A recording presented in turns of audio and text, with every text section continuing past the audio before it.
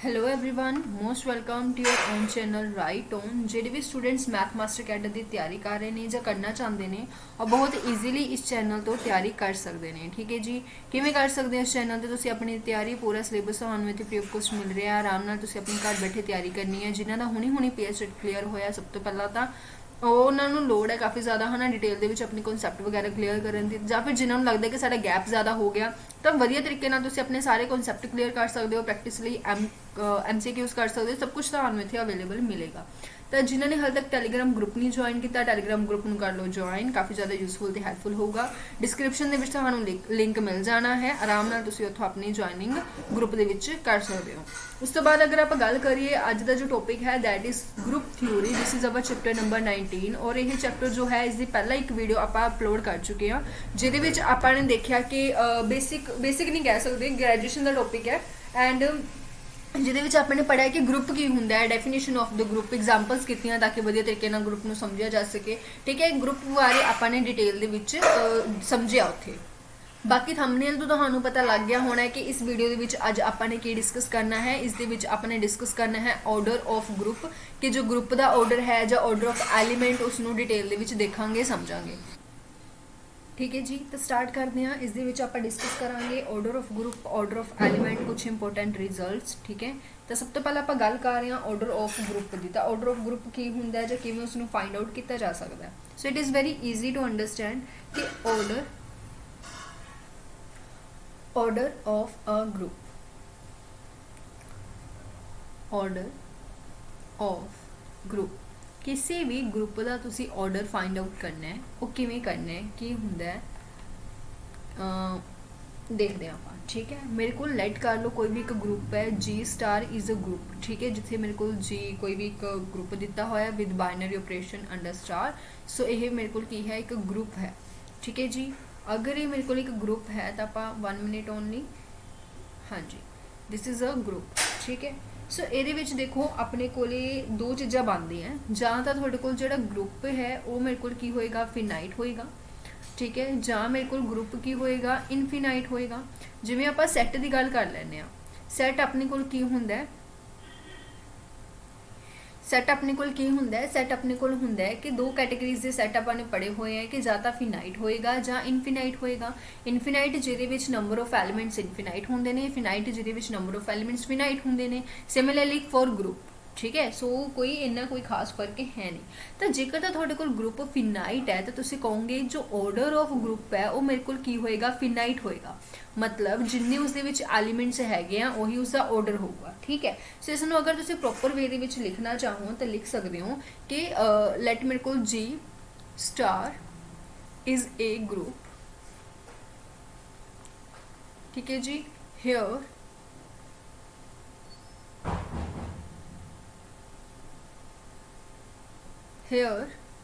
G is a set। ठीक है, सो set जिमें थानू पता है कि जेकर तो तुहाडे कोल G सैट जो है वो फिनाइट है। ठीक है, कहंदे if G is a finite set तो इसका ऑर्डर भी की होएगा फिनाइट होएगा। ठीक है, सो इसका ऑर्डर भी की होएगा फिनाइट होएगा और इसनूं तुसी की कह सकते हो G is known as finite group. ठीक है, तो यह की होएगा फिनाइट ग्रुप होएगा जो इसके ऊपर बाइनरी ऑपरेशन की कंपोजिशन भी लग जाएगी। ठीक है, सो इसका जो ऑर्डर होएगा, ऑर्डर ऑफ ग्रुप मेरे को की होया करेगा number of elements in G, number of elements in G, मतलब जिन्ने भी G दे विच एलिमेंट्स हैगे हैं वही उसका की होया करेगा ऑर्डर होया करेगा। एज ईजी एज सिंपल जिवें सैट दे विच हुंदा सी। बट इफ G तुहाडे कोल की है, G is a infinite set. अगर G तुहाडे कोल इनफिनाइट सैट है so we can say that कि जो G स्टार है ये मेरे को की होएगा इनफिनाइट ग्रुप होएगा। ठीक है जी, ये मेरे को की हो गया इनफिनाइट ग्रुप होएगा। सो इस दे विच मैनू नहीं पता कि नंबर ऑफ एलिमेंट्स किन्ने होणगे, so we can say that कि अपने को जो इस दे विच ऑर्डर ऑफ G है उसनू तुसी की कह सकते हो इनफिनाइट कह सकते हो कि ऑर्डर ऑफ G जां तां इनफिनाइट है। कुछ बुक्स दे विच इनफिनाइट लिखा हुंदा है, कुछ books they which not defined लिखा हुंदा है। सो दोनों दे विच कोई एक ऑप्शन अवेलेबल होएगी, उस ऑप्शन के अकॉर्डिंग तुसी आंसर अपना लगा देना। ठीक है, क्लियर है। ये तो है order of group which is very very very easy. हुण आपां गल करते हाँ ऑर्डर ऑफ एलीमेंट की। ऑर्डर ऑफ ए एलीमेंट, हुण ऑर्डर ऑफ ए एलीमेंट की कहानी है और ऑर्डर ऑफ ए ग्रुप तो आप समझ गए कि चलो एक ग्रुप के विच जिन्ने एलीमेंट्स होंगे हैं that is known as order of a group है ना। बट ऑर्डर ऑफ एलीमेंट की हो गया, तो मेरे को कोई एक ग्रुप है which is G and binary operation दिता हुआ मैंने स्टार, ये मेरे को कोई एक ग्रुप है तो ये मैंने एक एलीमेंट लैट कर लिया ए एलीमेंट जो कि बिलोंग करता है जे दे बिलोंग करता है। आपने की करना होंगे, आपने इसका ऑर्डर फाइंड आउट करना होंगे, ठीक है जी। हुण अगर इसका ऑर्डर फाइंड आउट करना है तो यदा मैथड की हो गया।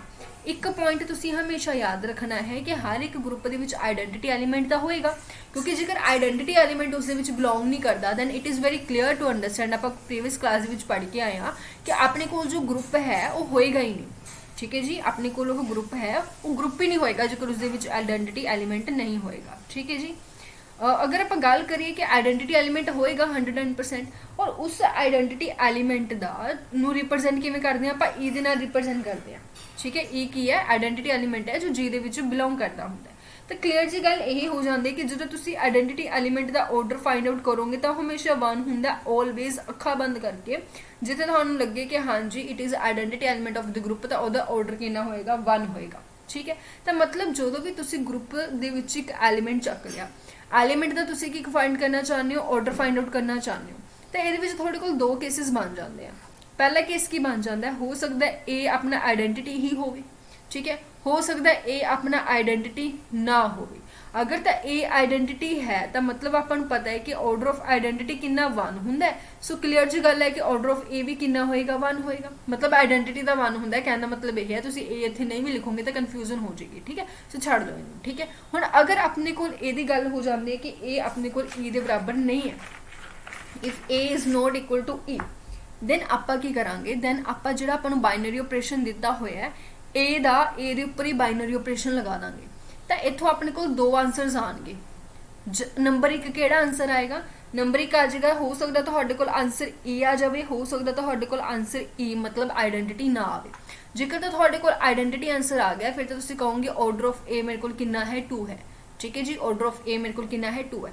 अगर तुहाडे कोल ई आंसर नहीं आता तो तुसीं एक बारी होर इस दे उपर की कर दो, बाइनरी ऑपरेशन लगा दो, 3 टाइम्स हो जाएगा। फिर तुहाडे कोल 2 पॉसिबिलिटीज़ बनदियां, या तो ई आंसर होएगा या नहीं होएगा। अगर ई आंसर है तो तुसीं कहोगे ऑर्डर ऑफ ए मेरे कोल कितना हो गया 3 हो गया। अगर ई आंसर नहीं है तो दोबारा करो, तो जिन्ने टाइम्स तुहानूं इत्थे लगता है उन्ने टाइम्स तुसीं फाइंड आउट कर सकते हो, ठीक है। हुण इसके कुछ रिजल्ट्स ने, और रिजल्ट की ने कि कदे भी ये तो सिंपल है, ठीक है, ये तो सीधी जी गल है, उम्मीद है समझ आई गया होना। कोई भी तुसी ऑर्डर फाइंड आउट करने की कोशिश करते हो, ऑर्डर ऑफ एवरी एलिमेंट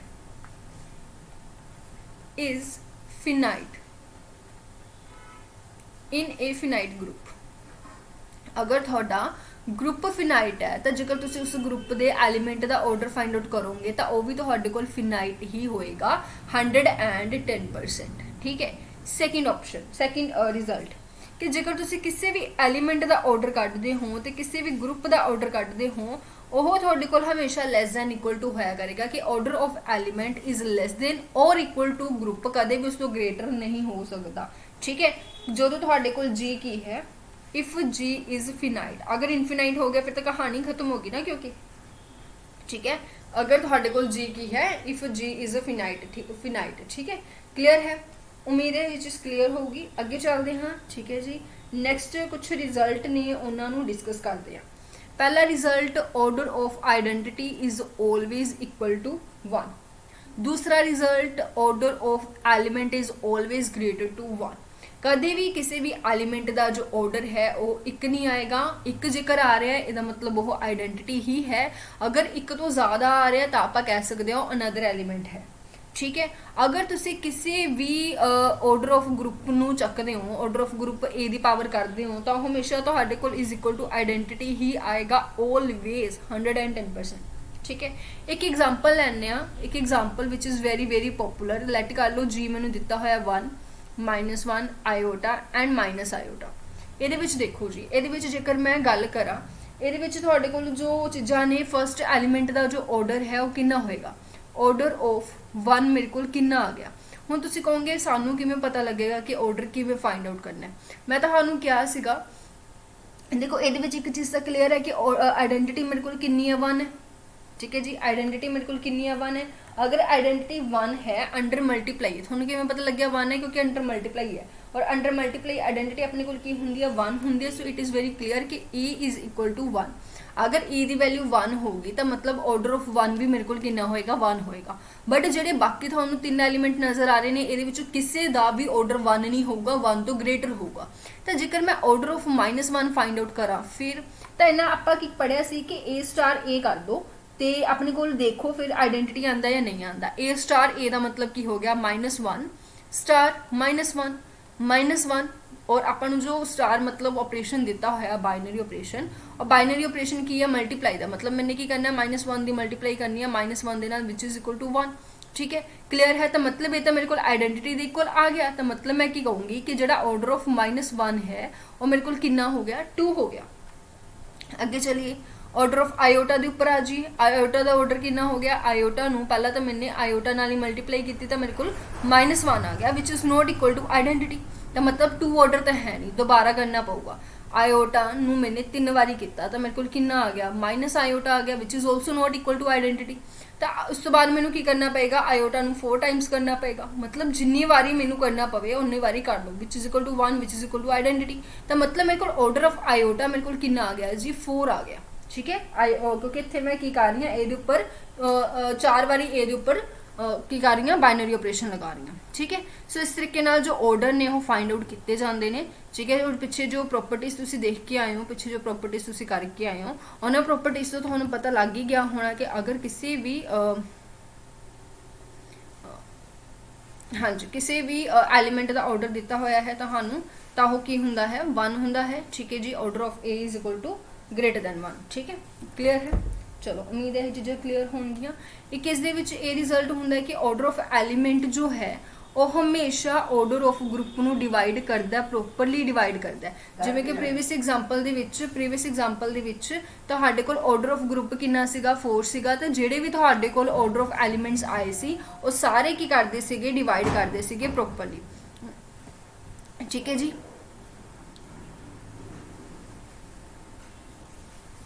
अगे चलिए अगली चीज़ नू डिस्कस करिए, ठीक है।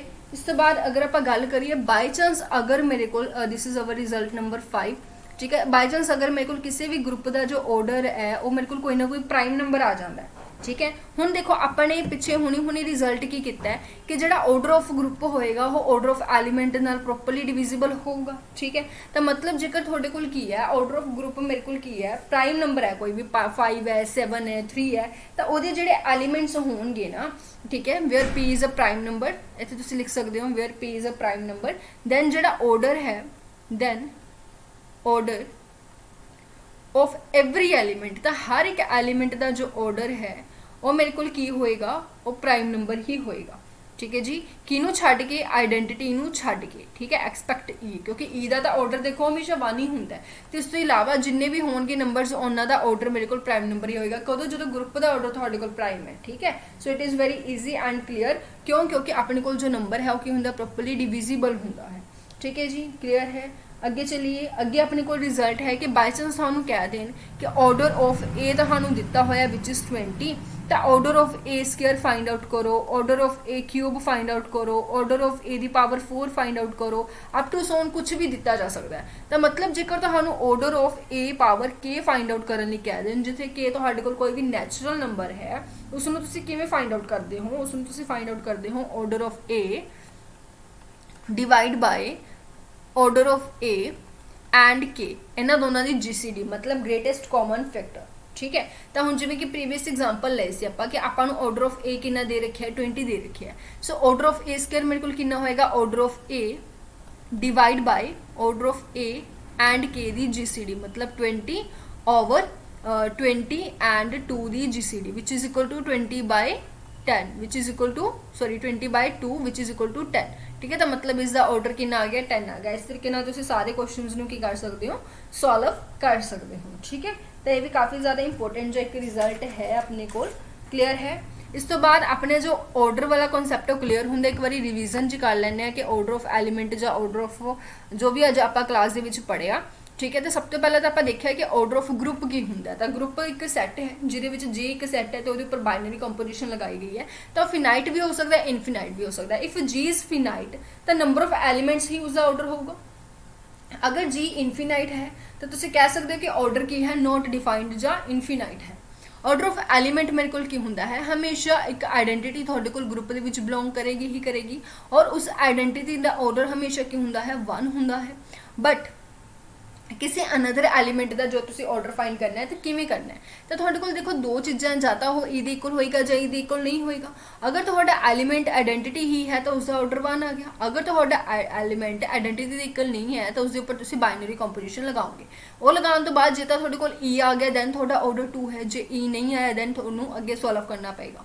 ਅੱਗੇ ਤੁਸੀਂ 3 ਟਾਈਮਸ ਲਗਾਓਗੇ, ਫਿਰ ਅਗਰ ਆ ਗਿਆ ਈ ਤਾਂ ਆਰਡਰ 3, ਅਗਰ ਨਹੀਂ ਆਇਆ ਤਾਂ ਨਹੀਂ ਹੈ। ਅਗਰ ਤੁਸੀਂ 4 ਟਾਈਮਸ ਲਗਾਓਗੇ ਅਪ ਟੂ ਸੋਨ ਚੱਲਦਾ ਰਹਿੰਦਾ ਹੈ। ਇੱਕ ਇਹਦੇ ਵਿੱਚ ਰਿਜ਼ਲਟ ਇਹੀ ਹੈ ਕਿ ਹਮੇਸ਼ਾ ਤੁਹਾਡੇ ਕੋਲ ਜੋ ਆਰਡਰ ਹੈ ਹਰ ਐਲੀਮੈਂਟ ਦਾ, ਅਗਰ ਗਰੁੱਪ ਫਿਨਾਈਟ ਹੈ ਤਾਂ ਤੁਹਾਡੇ ਕੋਲ ਐਲੀਮੈਂਟ ਦਾ ਆਰਡਰ ਵੀ ਕੀ ਹੋਏਗਾ, ਫਿਨਾਈਟ ਹੋਏਗਾ। ਔਰ ਆਰਡਰ ਜੋ ਹੈ ਉਹ ਕਦੇ ਵੀ ਗਰੁੱਪ ਦੇ ਆਰਡਰ ਤੋਂ ਗ੍ਰੇਟਰ ਹੋ ਨਹੀਂ ਸਕਦਾ। ਠੀਕ ਹੈ, ਕਲੀਅਰ ਹੈ। ਐਂਡ ਕੁਝ ਚੀਜ਼ਾਂ ਆਪਾਂ ਨੇ ਪੜ੍ਹੀਆਂ ਕਿ ਆਪਣੇ ਕੋਲ ਜੋ ਆਰਡਰ ਆਫ ਗਰੁੱਪ, ਅਗਰ ਆਪਣੇ ਕੋਲ ਕੋਈ ਪ੍ਰਾਈਮ ਨੰਬਰ ਹੈ ਤਾਂ ਪ੍ਰਾਈਮ ਨੰਬਰ ਦੇ ਵਿੱਚ ਜੇਕਰ ਤੁਸੀਂ ਬਾਕੀ ਐਲੀਮੈਂਟਸ ਦਾ ਆਰਡਰ ਕੱਢੋਗੇ ਤਾਂ ਉਹ ਆਇਡੈਂਟੀਟੀ ਨੂੰ ਛੱਡ ਕੇ ਸਾਰਿਆਂ ਦਾ ਹੀ ਆਰਡਰ ਕੀ ਹੋਏਗਾ, ਉਹੀ ਪਾਰਟਿਕੂਲਰ ਪ੍ਰਾਈਮ ਨੰਬਰ ਹੋਏਗਾ। ਈਜ਼ੀ, ਕਲੀਅਰ, ਠੀਕ ਹੈ ਜੀ। ਤਾਂ ਇਹ ਸਾਰੀਆਂ ਚੀਜ਼ਾਂ, ਇੱਕ ਆਪਾਂ ਇਹ ਲਾਸਟ ਦੇ ਉੱਪਰ ਰਿਜ਼ਲਟ ਕੀਤਾ। ਠੀਕ ਹੈ, ਇਹ ਸਾਰੀਆਂ ਚੀਜ਼ਾਂ ਉਮੀਦ ਹੈ ਤੁਹਾਨੂੰ ਕਲੀਅਰ ਹੋਣਗੀਆਂ। ਅਗਲੇ ਦੇ ਵਿੱਚ ਕੁਝ ਆਪਾਂ ਐਗਜ਼ਾਮਪਲਸ ਕਰਾਂਗੇ, ਐਗਜ਼ਾਮਪਲਸ ਨੂੰ ਕਰਨ ਤੋਂ ਬਾਅਦ ਅੱਗੇ ਵਧਾਂਗੇ। ਠੀਕ ਹੈ ਜੀ, ਕਲਾਸ ਪਸੰਦ ਆਈ ਤਾਂ please don't forget to like, share and subscribe. Share ਜ਼ਿਆਦਾ ਤੋਂ ਜ਼ਿਆਦਾ ਕਰਿਆ ਕਰੋ। ਠੀਕ ਹੈ, ਆਪਣਾ ਥੋੜਾ ਬਹੁਤ ਵਧੀਆ ਤਰੀਕੇ ਨਾਲ, ਹੈ ਨਾ, ਜ਼ਿਆਦਾ ਤੋਂ ਜ਼ਿਆਦਾ ਆਪਣੇ ਫਰੈਂਡਸ ਨੂੰ ਸ਼ੇਅਰ ਕਰਿਆ ਕਰੋ। ਠੀਕ ਹੈ ਜੀ, ਸ਼ੁਕਰੀਆ।